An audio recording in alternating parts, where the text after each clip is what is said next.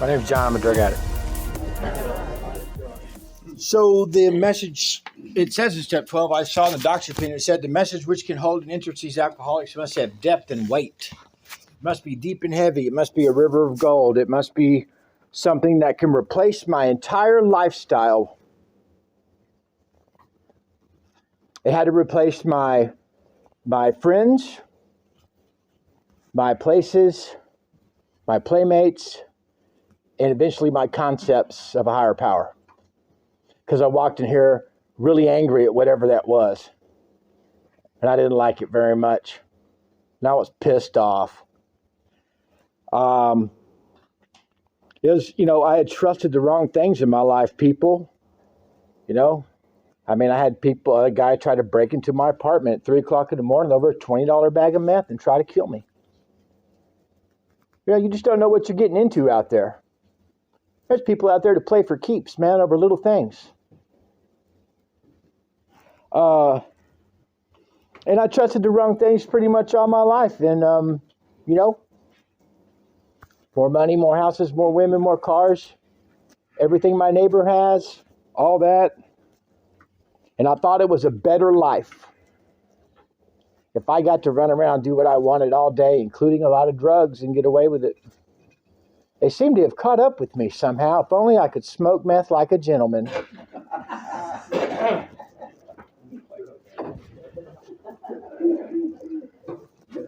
And I thought it was a better life to have those things. And when I didn't have them, I clamored. And I wanted, and I went out and I did things to get them. And I found out on my fourth step what it was, because I saw my part. I knew exactly what I was willing to do and how selfish I was and who I was willing to hurt. And you know what's left of me of the pursuit of those things? Nothing but what God gave me to begin with. And I made nothing. The material things I need to get by, which is perfectly fine, a roof over my head, I've got everything I actually need today. But I didn't know it was all I needed till God was all I had left. That's what it took for a genius, smart guy like me with terminal uniqueness. And, what used to give me worth was the pursuit of the things I wanted for myself. I was a musician, a pretty good one, a little bit above average talent, could write, play, all those things. But, I looked back at when I did that for a living. Why did I do it?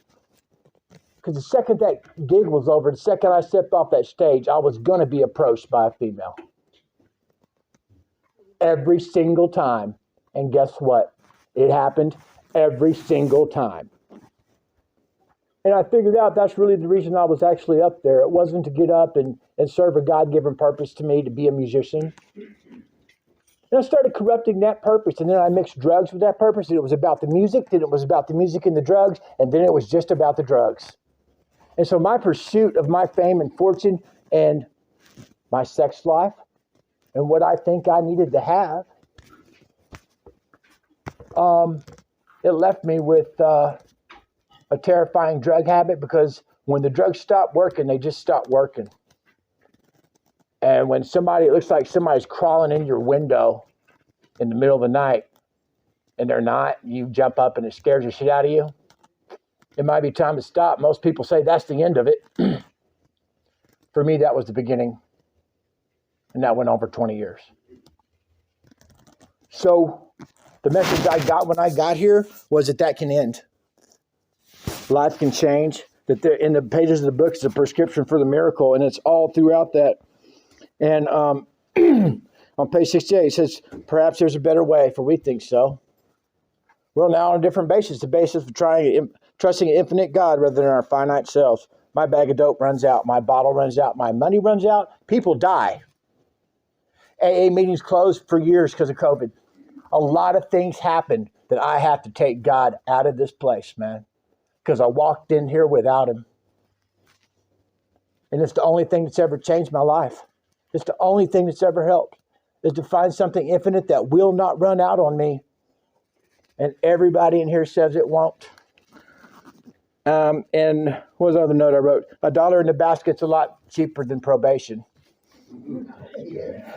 And if I found $100 bill in the mud, I'd pick it up, man. Because it's still got worth and value, and God ain't going to throw none of us away because we got a little bit of dirt on us. Thanks.